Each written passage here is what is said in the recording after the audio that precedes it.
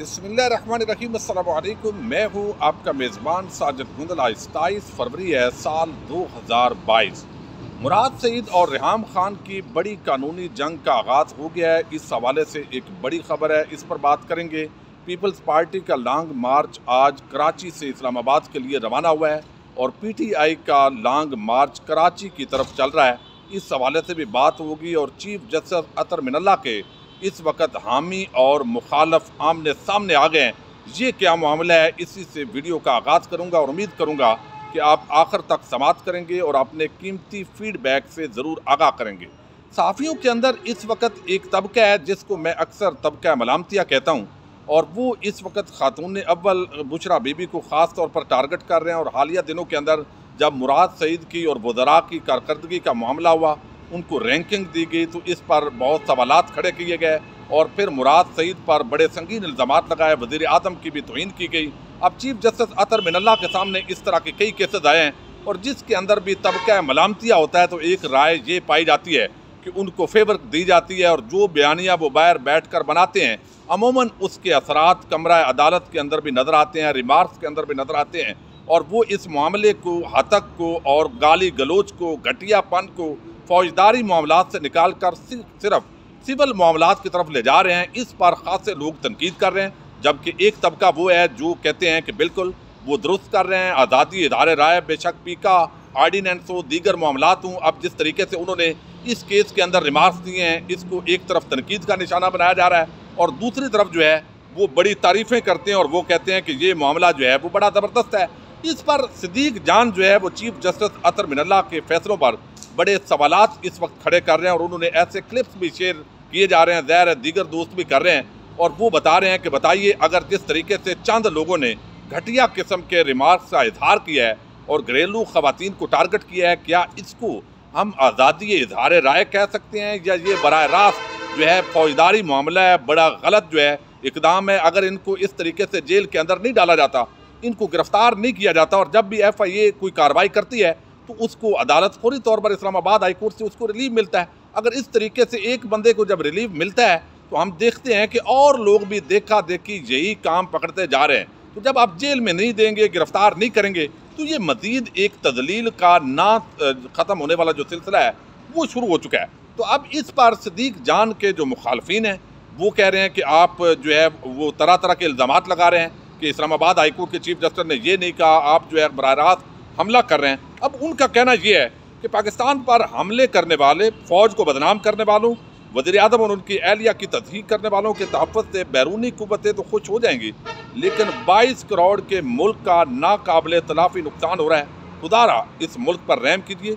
आप तो अमेरिका चले जाएंगे, हम 22 करोड़ ने तो यहीं अपनी धरती पर रहना है। अगर आप किसी ने भी हद की इज्जत पर अदालत या FIA के पास जाने के बजाय खुद असला उठाकर बदला ले लिया तो उसकी जिम्मेदारी सिर्फ एक जज पर आयद होगी जिसने अपनी ज़ाती शोहरत के लिए पूरे मुल्क में हर एक की इज्जत उछालने वालों को गंदगी का लाइसेंस दे दिया है। ये बड़े सख्त अल्फाज हैं जो कि इस्लामाबाद के चीफ जस्टिस के हवाले से कहे जा रहे हैं और उसकी बुनियादी एक वजह भी है। और वजह यह है, जिस तरह अहमद मीर का भाई आमिर मीर का मामला था, इमरान शफकत का मामला था, असदूर का मामला था, आए रोज़ वो तरह तरह की तज़हीक अमेज़ इल्ज़ामात लगाते हैं। अब जो हमारे chief justice Islamabad high court हैं वो समझते हैं कि ये सिविल मामला है, इसके अंदर कानून के अंदर मज़ीद जो है बेहतरी लाई जा सकती है। और हुकूमत के अंदर भी इस मामले के अंदर जो है वो इख्तलाफ है। जिस तरह बैरिस्टर फ़ारूक नसीम और फवाद चौधरी जिस मामले पर बात करते हैं, उनकी अटारनी जनरल लगता है उनके साथ नहीं है। तो आने वाले दिनों के अंदर ये एक बड़ा आम मामला बनने जा रहा है और सोशल मीडिया पर मैं समझता हूँ दलील के साथ जो मुहिम है उसके अंदर हरज नहीं है, लेकिन तज़हीक अमेज़ मुकाबले के अंदर चीफ जस्टिस अतर मिनल्ला के हवाले से इस सतह पर बात नहीं होनी चाहिए। तो ये एक बहुत ही आम मामला है। एक तरफ मरियम नवाज का ग्रुप है और इसके साथ ही तबका मलामतिया का सहाफ़ियों का एक तबका है, वो मुसलसल तनकीद नहीं कर रहा। अगर तो वो हुकूमत के किसी काम पर तनकीद करें, ये मामला और है, लेकिन वो तो ख़ास तौर पर तजलील कर रहे हैं, वो गालियाँ निकाल रहे हैं, घटियापन के घटिया हमले कर रहे हैं। तो ऐसे लोगों को अगर गिरफ्तार नहीं करना तो यकीनन ये एक बहुत बड़ा सवालिया निशान है। दूसरी बड़ी डेवलपमेंट जो है वो ये है कि आपको इल्म है आज बिलावल की क़यादत में एक कराची से मार्च शुरू हुआ है और ये एक बड़ा मिजाज किस्म का मार्च है। यानी आप देखिए कि एक तो आप सिंध के अंदर रूल कर रहे हैं, रिश्वत और सिफारिश के बगैर कोई काम पूरे सिंध के अंदर हो नहीं रहा। और फिर आपने पूरी इंतजामिया यानी रेस्क्यू वाले भी लगे हुए हैं, झंडे लगा रहे हैं, पुलिस की गाड़ियों के अंदर भी आपके झंडे बैनर हैं और पूरी इंतजामिया को आपने नौकर बनाकर और वो सारे डिपार्टमेंट्स को साथ आपने खड़ा किया हुआ है और उसको एक लॉन्ग मार्च का नाम दिया गया। और जो उन्होंने 35 पॉइंट्स दिए हैं, इन पर अमल दरामद किया जाए तो भाई आप उनमें से 20 पर सिंध के अंदर 15 साल 14 साल से आप मुसलसल हुकूमत कर रहे हैं, पहले भी हुकूमत करते रहे, तो आप कोई ना कोई मॉडल तो सेट करें। वहाँ पर आप नालायक हैं, नाअहल हैं, आप बाकायदा तौर पर रिश्वत और सिफारिश के बगैर कोई काम पूरे सिंध के अंदर आप करने की पोजीशन में नहीं है। किक बैक्स और कमीशन आम है, स्ट्रीट क्राइम्स, रोज़ कत्ल व गारत गरी हो रही है। उस मामले पर आप जो है कोई बात भी अगर सहाफ़ी करे तो आप कहते हैं कौन है, किस में जुर्रत है आप ये बात करें। ये अलग मैटर है कि पाकिस्तान का जो मीडिया है वो बिलावल और मरियम के हवाले से इंतहाई कमज़ोरी दिखा रहा है, ये उनका दोगलापन है, इंतहाई मुनाफिकाना किरदार है।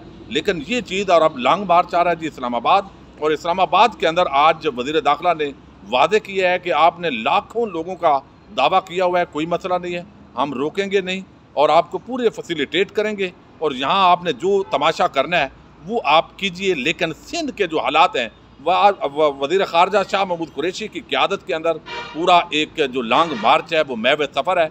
आज वहाँ ठट्ठा के अंदर भी गुफ्तगू हुई है, मुख्तलिफ़ जगहों पर ख़ताबात की हैं और शाह महमूद कुरैशी और PTI की जो लीडरशिप है वो कहती है कि हम तो आपसे 15 साल का हिसाब लेने आए हैं, आप हमसे 3 साल का हिसाब ले रहे हैं। तो अब जेन्युइन ही इन तमाम चीज़ों को अगर यहाँ का मीडिया जिम्मेदार हो तो हमें देखना है। अगर इमरान खान की हुकूमत की जो खामियाँ हैं, कोताहियाँ हैं, उसको आप ज़रूर हाईलाइट कीजिए। लेकिन दूसरी तरफ आप चोरों को, डाकुओं को, लुटेरों को आप हीरो बना रहे हैं तो आप इस कौम की खिदमत नहीं कर रहे। इस वक्त पोजीशन ये है कि अगर PTI हुकूमत का कोई पॉजिटिव परफॉर्मेंस है तो उस हवाले से खबर ही नहीं आएगी। जो नेगेटिविटी है उसको फैलाने के लिए एक मुअत्तर किरदार जो है वो उठाया जा रहा है। बहरहाल ये लॉन्ग मार्च लंबे हैं और ये मामलात चलते रहेंगे, लेकिन बिल आखिर जो है मुराद सईद ने जो धमकी दी थी अब उस पर जो है वो अमल दरामद शुरू हो गया है।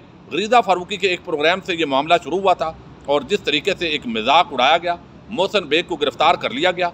अब उसकी जो गिरफ्तारी है और जो छापा लगाया FIA ने उसको तो गैर कानूनी करार दे दिया गया, लेकिन उसके बाद जो उसने बदमाशी की है वो अतर मिनल्ला साहब जो है उन्होंने भी कहा है कि वो आप इंसदाद दहशत गर्दी अदालत जाने और आप जाने, लेकिन मैं तो बुनियादी चीज़ पर बात कर रहा हूँ। अब यहाँ पर जो है वफाकी वज़ीर मुराद सईद जो है उन्होंने रेहाम खान को कानूनी नोटिस भिजवा दिया है। उनकी चूँकि किताब के अंदर ऐसे मुतनाज़ा चीज़ें हैं और कहा जाता है कि वो निकाल भी दी गई हैं, जिसमें मौक़िफ़ इख्तियार किया गया कि हाल ही में मुराद सईद की वज़ारत को पहला नंबर मिला। 88 दिए गए अहदाफ को 100% हासिल करके वज़ीर मवासलात पहले नंबर पर आया। गुज़श्ता दिनों आपके मुसवदा का हवाला देकर वज़ारत मवासलात की कारकर्दगी को मुतनाज़ा बनाया गया, जिससे दरख्वास्त कुनिंदा की हतक के अलावा वज़ारत से मुंसलिक एहलकारों की भी हौसला शिकनी हुई है। नोटिस के मुताबिक मुराद सईद की तमाम कामयाबियों को मुतनाज़ा बनाने के लिए आपकी तहरीर का हवाला देकर बोतान तराशी और गलीज़ प्रोपेगेंडा किया जाता है। आपके नाम से पहले एक मुसवदा लीक हुआ है जिसकी आज तक आपने तरदीद नहीं की और बाद में शाया करदा मुसवदा का हवाला देकर मुराद सईद पर तोहमत लगाई गई। आप 14 दिन के अंदर अपनी तहरीर की वजाहत करके माफ़ी मांगे वरना कानूनी कार्रवाई के लिए तैयार हो जाएं। अब ये आज लेटर लिखा गया है। नोटिस की जो कापियाँ हैं वो मुख्तलिफ TV प्रोग्रामों के अंदर, तकरीरों और सोशल मीडिया रिपोर्ट्स के अंदर अटैच किए गए हैं और इसकी वजाहत भी मांगी गई है। इन तमाम बोतानों में आपकी तहरीर का न सिर्फ हवाला है बल्कि आप इसको रीट्वीट भी करते रही हैं।